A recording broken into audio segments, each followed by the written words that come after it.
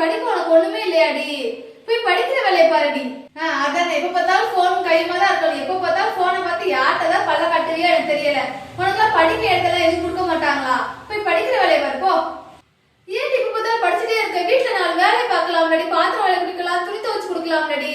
எப்ப பார்த்தாலும் ஏன்டி படிச்சுக்கிட்டே இருக்க? எப்ப பார்த்தாலும் போன் பேசு, யார்கிட்டதான் பேசுவியோ எனக்கு தெரியல. எப்ப பார்த்தாலும் போனும் கையுமா தான் இருக்க நீ. ஏன் நீ 3 பாடத்துல ஃபெயில் ஆயிட்ட? உங்க அப்பா இதுக்காடி லட்சக்கணக்கில் ஃபீஸ் கட்டி படிக்க வைக்காரு ஒண்ணு. 3 பாடத்துல ஃபெயில் ஆயிட்டே, என்னால வெளில தலை காட்ட முடியுமாடி? ஏன்டி இப்படி இருக்க? ஒழுங்கா படிக்கலாம்லடி.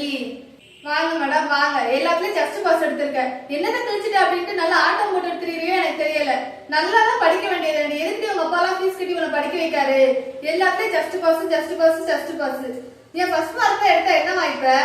நான் 100க்கு 100 எடுத்திருக்கேன் எல்லா சப்ஜெக்ட்லயும். அதுக்கு நான் என்ன செய்ய? அதனால ஒரு பிரயோஜனம் கிடையாது. வீட்டுல 4 வேலை பாக்குறது கிடையாது. 100க்கு 100 மார்க் எடுத்தா நான் என்ன செய்ய முடியும்? ஒன்னும் செய்ய முடியாது. போ.